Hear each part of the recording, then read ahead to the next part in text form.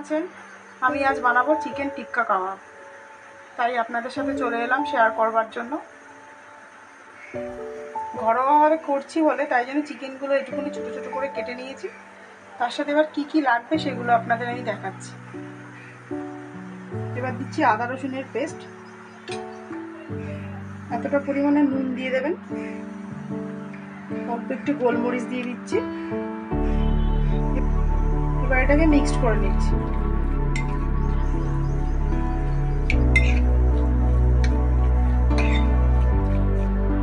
এবার কাবাবের বেসটা বানাবো। 1 কাপ জল ঝরানো টক দই দিয়ে দিচ্ছি। আমি 2 চামচ কাশ্মীরি লঙ্কার পেস্ট মিশিয়ে দিচ্ছি। আমি কোনো কালার ব্যবহার করি না বলে হাতে বেটে নিয়েছি। একটু নুন দিয়ে দিচ্ছি, একটু গোলমরিচের গুঁড়ো, একটু হাতে ক্রাশ করে আমি জোয়ান দিয়ে দিচ্ছি। এবার দিচ্ছি চাট মশলা, 1 চিমটে হিং দিয়ে দিচ্ছি, তাতে গন্ধটা খুব ভালো হয়।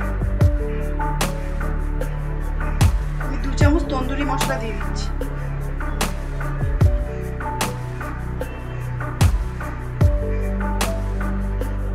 বাইন্ডিং এর চামচ ছাতু দিয়ে দিচ্ছি।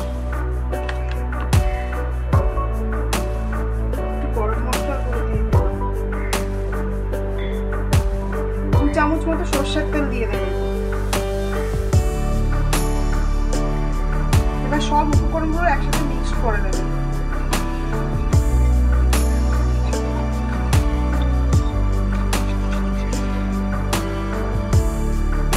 এবার একটু এরকম ভাবে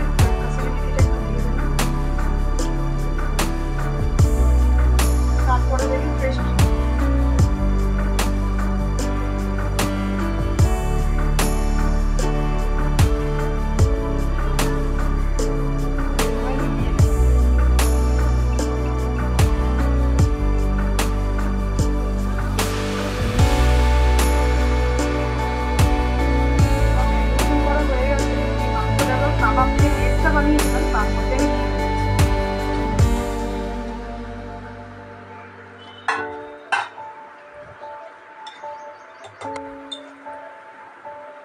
এই বেসটার মধ্যে মাংসটাকে একটু ভালো করে মাখিয়ে নেবেন।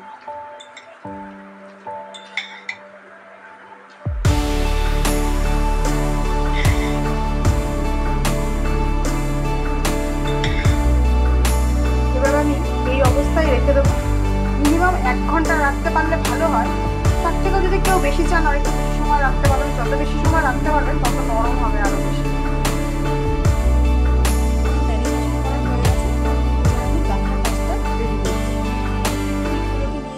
জলে ভিজিয়ে রেখেছি, তাওয়াতে দিলে ওটা পুড়ে যেতে পারে টুথপিকটা, এই জন্য আমি জলে ভিজিয়ে রেখেছিলাম।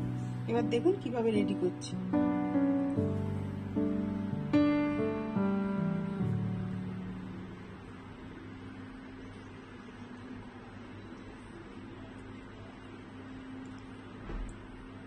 এরকম ভাবে করে নেবেন। আমার গাঁথার পর দেখুন একটু মশলাটা সরে গেছে, তার জন্য আপনারা একটু আলাদা এরকম করে মশলাটাকে একটু লাগিয়ে নেবেন।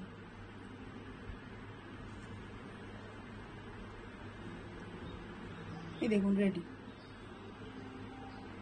এটা করবো এয়ার ফ্রায়ারে, কিন্তু চাইলে আপনারা তাওয়াতেও করতে পারেন। তার মধ্যে একটু অয়েল ব্রাশ করে নেবেন, তারপর 2 মিনিট এপার ওপার সেঁকে নিয়ে রেডি করতে পারেন।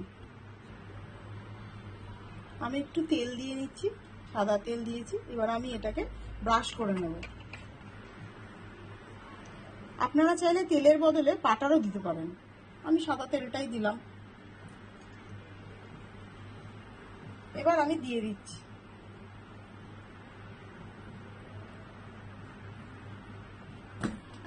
একটু ফাঁকা ফাঁকা রেখেছি, তাতে ওলট পালট করতে সুবিধা হবে। আমি এবার দিয়ে দিচ্ছি এয়ার ফ্রায়ারে। এবার টাইমারটা সেট করছি। 10 মিনিটে সেট করব।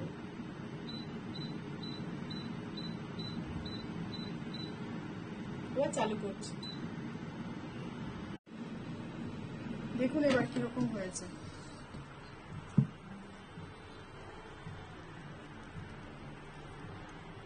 এবার আমি প্লেটিংটা সারি, তারপরে আপনাদের আবার দেখাচ্ছি।